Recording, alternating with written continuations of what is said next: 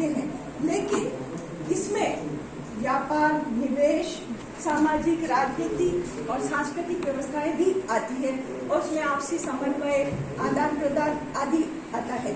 तो इस सब में भाषा की भूमिका बहुत ही महत्वपूर्ण है, क्योंकि बिना भाषा के तो हम कुछ भी नहीं कर पाएंगे। बिना भाषा के हम किसी भी बात को एक दूसरे के सम्मुख नहीं रख पाएंगे, हमारा कोई काम नहीं करवा पाएंगे।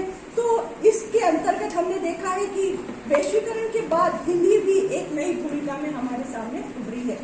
तो हिंदी वही ज्यादा, लेकिन हमने देखा है कि वही ज्यादा फूली फली है जहाँ लोक शक्ति है।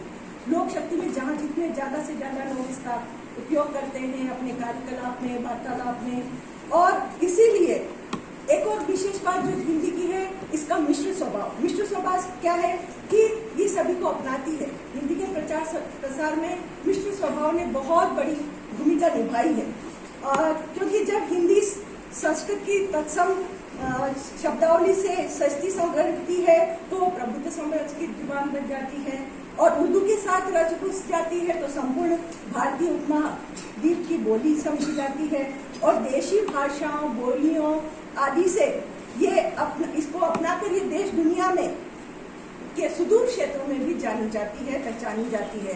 तो हिंदी का ये जो स्वभाव है सभी को अपनाने का, जैसे हम कहते हैं ना कि जैसे संस्कृत हमारी माँ है, तो हिंदी एक हम कह सकते हैं बड़ी बहन है। ये अपनी सभी छोटी बहनों को और अपनी सभी बहनों को मिलजुल के एक करके आगे बढ़ती रहती है। तो इसी कारण से वह एक व्यापक और वैश्विक रूप में उभर कर सामने आती है।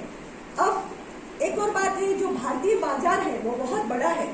भारतीय हम देखते हैं कि अब कितने ज्यादा अंतर्राष्ट्रीय उत्पाद हमारे भारतीय बाजारों में पिछले कई सालों से हम देख रहे हैं, और उनको खरीदने के लिए या उनको बेचने के लिए जितनी भी अंतर्राष्ट्रीय उद्योग है या अंतर्राष्ट्रीय कंपनियां हैं, उनको भी हिंदी का सहारा लेना पड़ रहा है, क्योंकि बिना हिंदी के सहारे के आमजन नहीं समझ पाएगा कि वो क्या बेच रहे हैं, क्यों बेच रहे हैं, उसकी क्या उपयोगिता है।